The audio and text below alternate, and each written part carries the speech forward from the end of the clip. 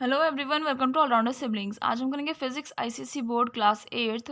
इसका हम कर रहे थे लास्ट चैप्टर नंबर 8 इलेक्ट्रिसिटी, जिसके 2 पार्ट्स ऑलरेडी अपलोड हो चुके हैं। लास्ट पार्ट में हमने लास्ट टॉपिक पढ़ा था कंडक्टर्स एंड इंसुलेटर्स के बारे में। आज ये है पार्ट नंबर 3। इसके बाद एक पार्ट और होगा, उसके बाद हम करेंगे इस चैप्टर की exercise and question answers. Then आपका ये चैप्टर प्लस ये आपकी बुक कंप्लीट हो जाएगी। आई होप आपको पूरी बुक अच्छे से समझ में आई है, सारे चैप्टर्स अच्छे से समझ में आ गए हैं एंड ये चैप्टर भी आपको अच्छे से समझ में आ रहा है। तो प्लीज़ वीडियो को लाइक कीजिए, शेयर कीजिए और चैनल को सब्सक्राइब करना ना भूलें। साथ ही कमेंट करके ज़रूर बताइएगा वीडियो आपको कैसा लगा। तो चलिए आज का लेक्चर स्टार्ट करते हैं। Charging an object. किसी भी ऑब्जेक्ट को आप चार्ज कैसे कर सकते हैं, आपको बताया था किसी भी उसमें दो चार्जेस होते हैं आपके, पॉजिटिव या नेगेटिव। तो कोई भी आपको ऑब्जेक्ट दे दिया जाए तो किस किस मेथड से आप चार्ज कर सकते हैं वो हम पढ़ेंगे। इसमें हम पढ़ेंगे फ्रिक्शन से चार्जिंग, कंडक्शन से, इंडक्शन से। ये 3 प्रोसेस हम पढ़ेंगे कैसे आप चार्ज कर सकते हो। सबसे पहला है आपका फ्रिक्शन से कैसे चार्ज कर सकते हैं। We learned in the activities, जो हमने अभी तक एक्टिविटीज़ परफॉर्म करी उनमें हमने सीखा that when to bodies were rubbed against each other, जब दो बॉडीज़ को एक दूसरे के अगेंस्ट रब किया जाता है तो दोनों पर चार्ज आ जाता है।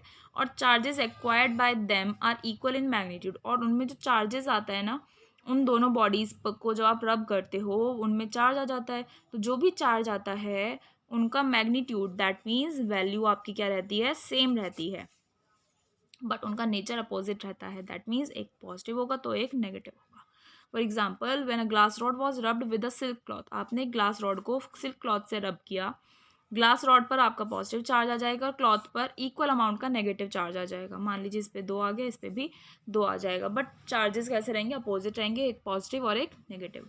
When ever two bodies are rubbed against each other, जब इसमें होता क्या है, बॉडीज रब कर दी उसमें चार्ज कैसे आ गया, तो इसमें जो फ्री इलेक्ट्रॉन्स होते हैं, फ्री इलेक्ट्रॉन्स यानी कि वैलेंस इलेक्ट्रॉन्स जो होते हैं, जैसे आपका न्यूक्लियस होता है इसमें ऑर्बिट्स होते हैं, ठीक है, और इन ऑर्बिट्स में आपके इलेक्ट्रॉन्स रिवॉल्व करते रहते हैं।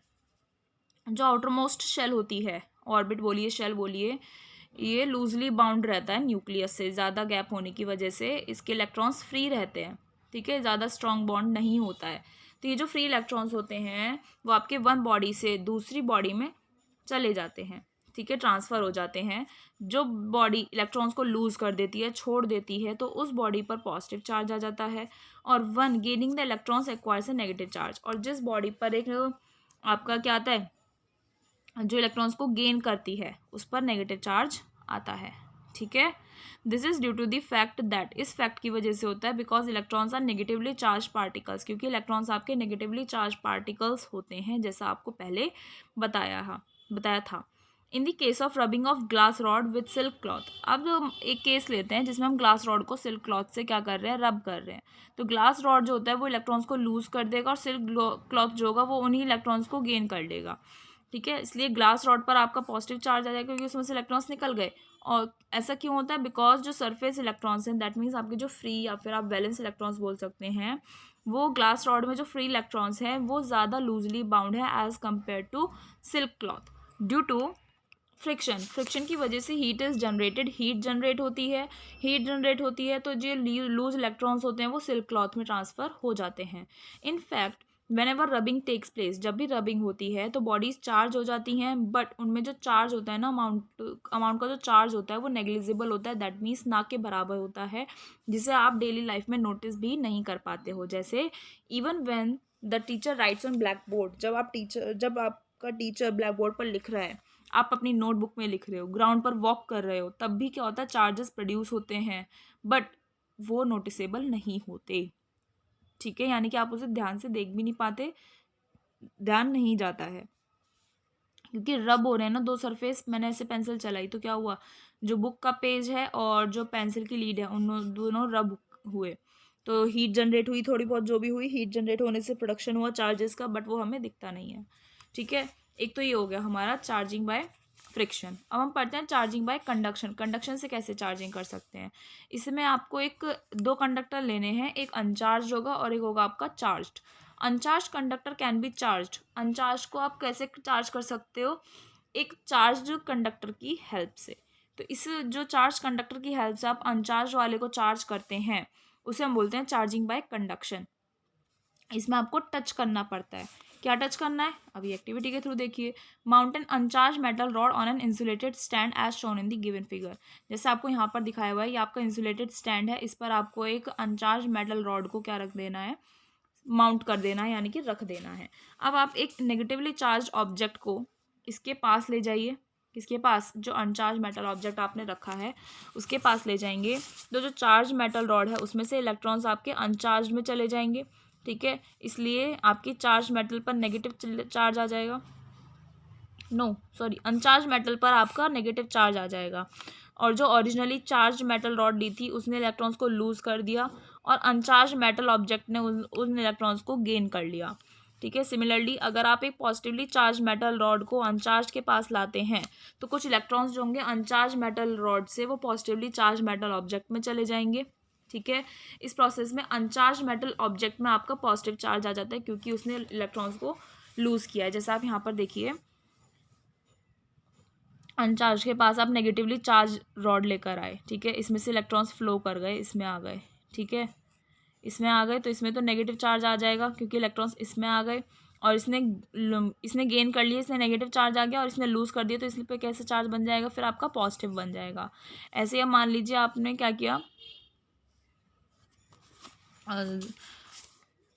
आपने एक पॉजिटिवली चार्ज मेटल रॉड लाए अनचार्ज के पास, पॉजिटिवली चार्ज लाए अनचार्ज के पास, तो पॉजिटिव चार्जेस जो होंगे, जो इलेक्ट्रॉन्स होंगे अनचार्ज मेटल से वो पॉजिटिवली चार्ज में चले जाएंगे। तो किसने लूज किए, अनचार्ज मेटल रॉड ने इलेक्ट्रॉन्स को लूज किया, तो अनचार्ज पर नेगेटिव चार्ज आ जाएगा, पॉजिटिव सॉरी, है ना, और उस पर नेगेटिव आ जाएगा, किस पर, चार्ज वाली पर। अब हम पढ़ते हैं चार्जिंग बाय इंडक्शन। इंडक्शन में चार्जिंग में हम क्या करते हैं, आप इसमें कंडक्शन में तो आपने टच करवाया, इसमें आपको पास लाना पड़ता है, बस टच नहीं करवाना, ठीक है। इस प्रोसेस में हम क्या करेंगे, physical contact is not made between the charge and uncharged body, contact नहीं करवाते हैं। जैसे ये तो कांटेक्ट करवाती है यानी कि कंडक्शन हो गया, बट इसके पास ले गए, बस टच नहीं करवाया, पास ले गए, तो ये हो गया आपका इंडक्शन।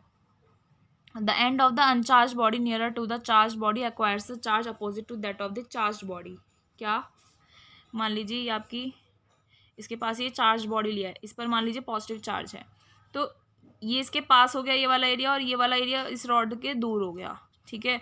तो जो पास वाला है इस पर पॉजिटिव है तो इस पर नेगेटिव चार्ज आ जाएगा, और दूर वाले पर जैसा इस बॉडी में चार्ज होगा ऐसा ही सेम टू सेम चार्ज यहाँ पर दूर एरिया में आ जाएगा। इस पर पॉजिटिव है तो यहाँ पर पॉजिटिव हो जाएगा और इस पर नेगेटिव हो जाएगा, ठीक है। अब एक एक्टिविटी के थ्रू हम समझते हैं, आपको और क्लियर हो जाएगा। Mountain अनचार्ज metal sphere on an insulated stand. एक इंसुलेटेड स्टैंड पर आपको मेटल स्फेयर रखना है जो अनचार्ज है, ठीक है।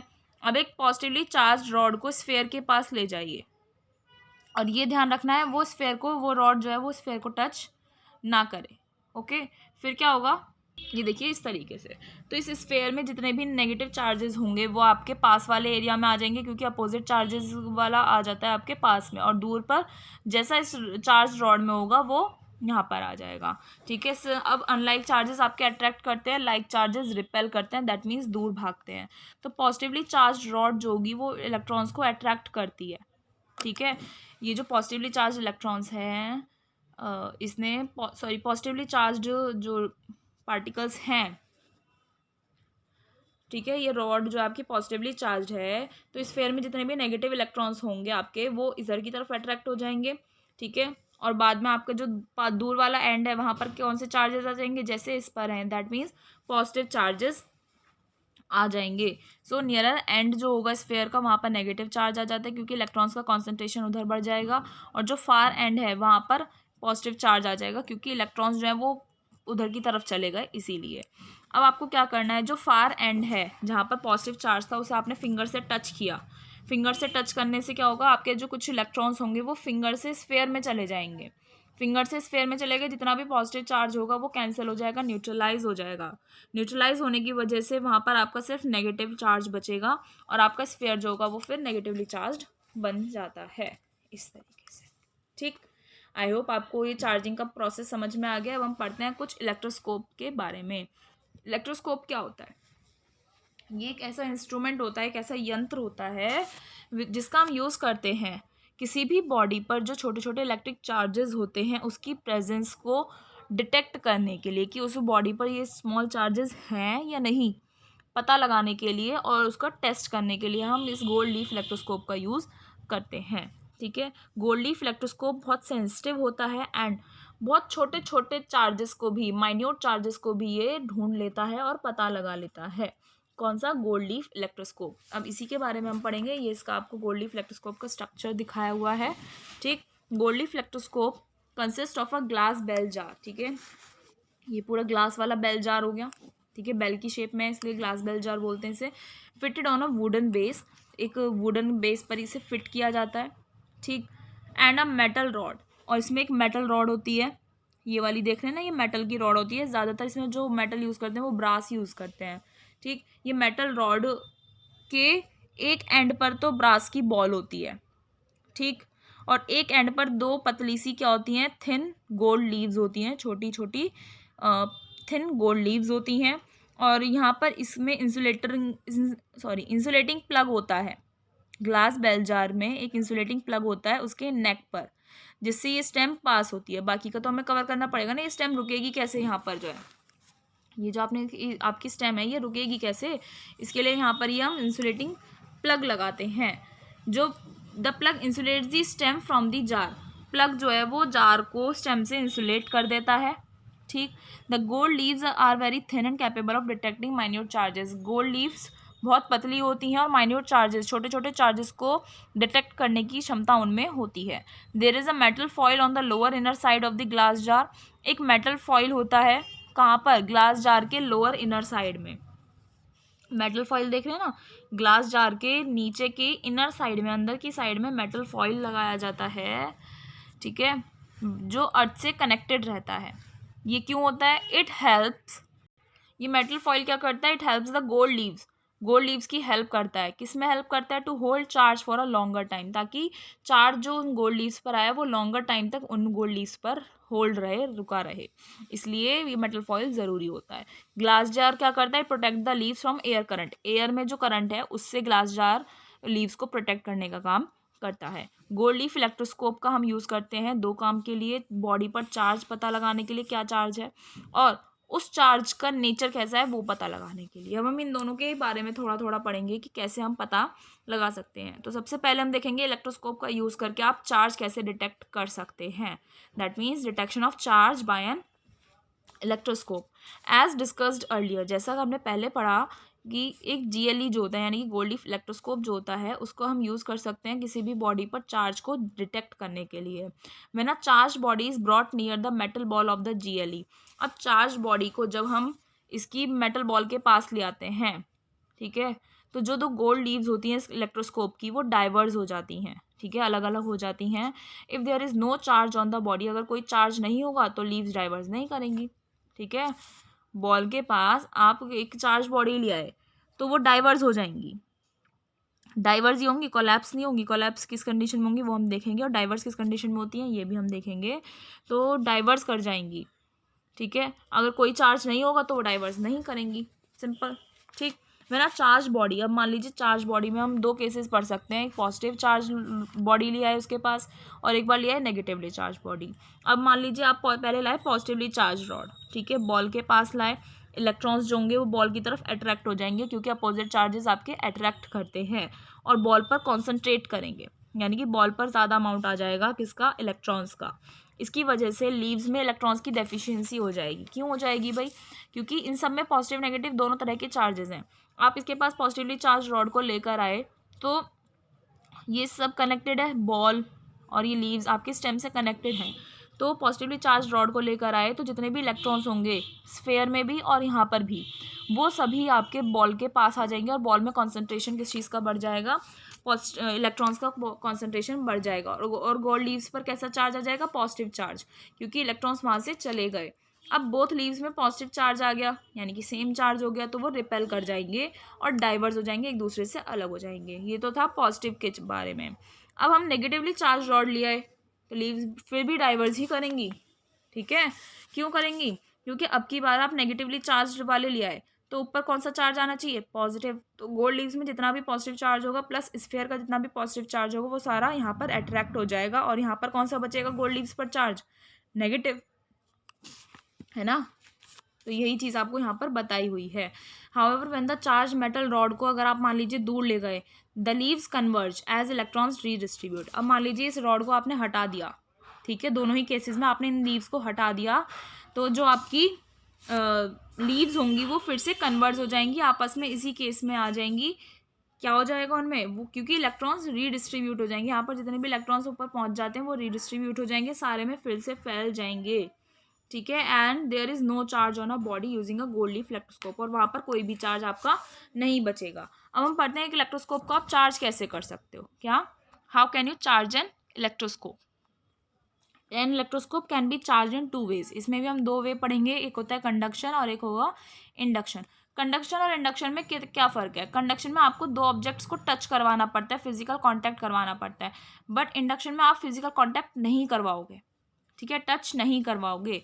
इन द कंडक्शन मैथड में the charge body is touched with the brass ball of the electroscope. Conduction method में आप चार्ज बॉडी को मेटल इस इलेक्ट्रोस्कोप की जो बॉल है उससे आप टच करवाओगे, ठीक। टच करवाया तो बॉल और लीव्स पर सेम चार्ज आ जाएगा, बॉल पर और लीव्स पर सेम चार्ज आ जाएगा, ठीक है, जैसा चार्जिंग बॉडी पर होगा ऐसा। और इंडक्शन में क्या होता है, चार्ज बॉडी को जब आप बहुत पास ले जाते हो बट टच नहीं करवाते हो, तो बॉल पर आपका अपोजिट चार्ज आ जाता है, मान ली, ठीक है, बॉल पर आपका अपोजिट चार्ज आ गया, और ball acquires the positive charge of the charge body and leaves acquire the same charge, और लीव्स पर कैसा चार्ज आ जाता है, जैसा आपकी चार्ज बॉडी पर होता है, ठीक है। इसे हम एक्टिविटी के थ्रू समझते हैं। सबसे पहले हम समझते हैं कंडक्शन के थ्रू कैसे होता है। अब एक रबर रॉड लीजिए एंड उसे आपको फर से क्या करना है, रब करना है, रगड़ना है, तो आपका उस पर नेगेटिव चार्ज आ जाएगा, किस पर, रबर की रॉड पर नेगेटिव चार्ज आ गया। Bring this rod in contact with the metal ball of the electroscope. Electroscope की जो मेटल बॉल है उसके पास आपको क्या ले जाना है, इस रबर रॉड को लेकर जाना है। तो इलेक्ट्रॉन्स जो नेगेटिवली चार्ज रॉड से होंगे, रबर रॉड आपकी कैसी थी, नेगेटिवली चार्ज थी, तो वहाँ से इलेक्ट्रॉन्स जो होंगे वो आपके एंटर कर जाएंगे किसमें, तो वो इलेक्ट्रॉन्स आपके नेगेटिवली चार्ज रॉड से किस में आ जाएंगे, मेटल बॉल में आ जाएंगे, और मेटल बॉल से वो आपके लीव्स में ट्रांसफर हो जाएंगे। Since both the leaves are negatively charge, अब दोनों लीव्स पे नेगेटिव चार्ज आ गया, यानी कि सेम चार्जेस हो गए, सेम चार्जेस हैं तो वो रिपेल करेंगे, यानी कि एक दूसरे से लीव्स जो है वो दूर भाग जाएंगी, जैसा आपको यहाँ पर दिखाया हुआ है, डाइवर्स हो जाएंगी। इसलिए आपका इलेक्ट्रोस्कोप कैसा हो जाता है, फिर नेगेटिवली चार्ज हो जाता है, ठीक है। As and similarly we can charge an electroscope positively. आप इलेक्ट्रोस्कोप को पॉजिटिवली चार्ज कर सकते हो, कैसे, उसके पास आप पॉजिटिवली चार्ज रॉड ले आइए, तो पॉजिटिवली चार्ज कैसे करेंगे आप, उसके कांटेक्ट में मेटल बॉल जो है इलेक्ट्रोस्कोप की, उसके कांटेक्ट में आप पॉजिटिवली चार्ज रॉड ले आइए, ठीक है, तो उससे वो पॉजिटिवली चार्ज हो जाएगा, और इसी पूरी प्रोसेस को हम बोलते हैं charging an electroscope by conduction. अब हम एक इलेक्ट्रोस्कोप को चार्ज करेंगे इंडक्शन की प्रोसेस से। इंडक्शन में आपको बताया था क्या करते हैं, उसके पास लाते हैं, दूर नहीं, टच नहीं करवाते हैं, बस पास में लाते हैं। तो इस प्रोसेस में क्या होगा, आपको एक इबोनाइट रॉड लेनी है और उसे आपको वूल से रब करना है। ऐसे करेंगे तो रॉड पर आपका नेगेटिव चार्ज आ जाएगा। Bring this rod close to the brass ball of the electroscope.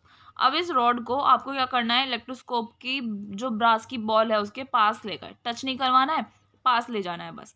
तो इलेक्ट्रोस जो आपके बॉल पर इलेक्ट्रॉन्स होंगे वो लीव्स की तरफ भागेंगे, लीव्स की तरफ भागेंगे इलेक्ट्रॉन्स, क्योंकि सेम चार्जेस रिपेल करते हैं, दूर भागेंगे।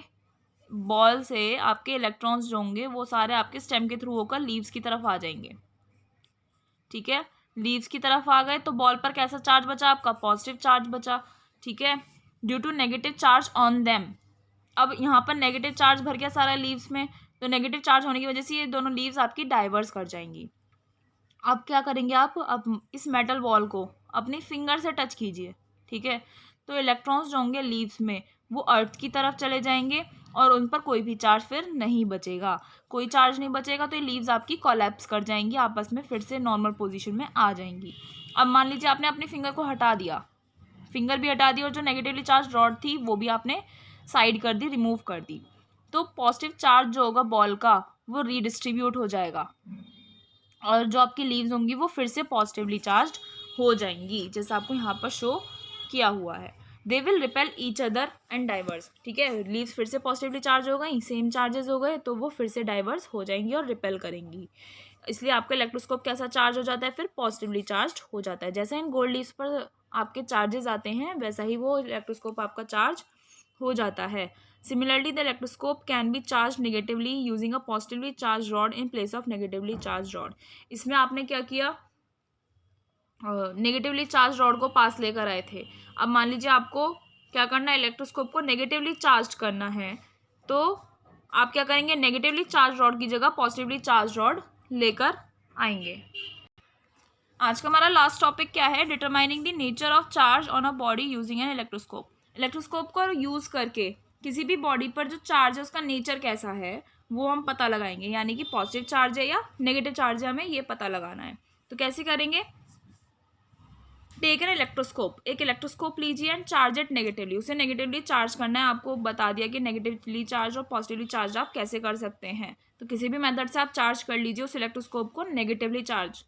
ठीक है, the leaves of the electroscope will repel each other. इसमें क्या होगा, फिर जो लीव्स होंगी इलेक्ट्रोस्कोप की वो एक दूसरे से दूर भाग जाएंगी, रिपेल करेंगी, एंड शो डाइवर्जेंस, यानी कि अलग हो जाएंगी। Now touch the charge body, अब जो चार्ज बॉडी है उसे आपको टच करना है, हुज नेचर, जिसका नेचर कैसा होगा, nature of charge is to be determined to the brass ball of the electroscope. उस चार्ज बॉडी का चार्ज नेचर जो है वो आपको पता लगाना है। कैसे पता लगाओगे, इलेक्ट्रोस्कोप के पास ले आना है उस बॉडी को। ठीक है, if the leaves of the electroscope diverse more, अगर उस इलेक्ट्रोस्कोप की लीव्स डाइवर्स कर जाती हैं, यानी कि एक दूसरे से दूर भाग जाती हैं, तो चार्ज्ड बॉडी जो आप उस बॉल के पास लाए थे उस बॉडी पर आपका कैसा चार्ज होगा, नेगेटिव चार्ज होगा। कब, बॉडी को पास लाने के बाद अगर लीव्स जो हैं वो डाइवर्स हो जाती हैं तो उन पे कैसा चार्ज होगा, नेगेटिव चार्ज होगा। If the leaves of the electroscope collapse, electroscope में जो लीव्स हैं गोल्ड की वो कोलैप्स कर जाती है, यानी कि दूर नहीं भागती हैं, तो उस बॉडी पर कैसा चार्ज माना जाएगा, पॉजिटिवली चार्ज वो बॉडी मानी जाएगी। अब similarly if instead of a negatively charge electroscope, अब नेगेटिवली चार्ज इलेक्ट्रोस्कोप की जगह आपने कैसा इलेक्ट्रोस्कोप कर लिया, पॉजिटिवली चार्ज कर लिया उसे। ठीक है, उसमें क्या होगा, इवन देन, उसके बाद भी नेगेटिवली चार्ज इलेक्ट्रोस्कोप हो या पॉजिटिवली चार्ज इलेक्ट्रोस्कोप हो, तो आप दोनों ही केसेस में पता लगा सकते हैं nature of unknown charge of the body. इस केस में क्या होगा, कौन से केस में, जब आपके पास एक पॉजिटिवली चार्ज इलेक्ट्रोस्कोप है, इस केस में on touching the body with unknown charge to the brass ball of the electroscope, आपके पास जो अननोन चार्ज वाली बॉडी है उसे आपको इलेक्ट्रोस्कोप की ब्रास बॉल से टच करवाना है। तो अगर उसमें लीव्स आपकी डाइवर्स कर जाती हैं, लीव्स डाइवर्स कर गई, तो जो अननोन चार्ज होगा वो कैसा होगा, आपका पॉजिटिव होगा। और अगर लीव्स कोलैप्स कर जाती हैं तो चार्ज कैसा होगा, नेगेटिव होगा। दोनों में कंडीशंस अलग हैं।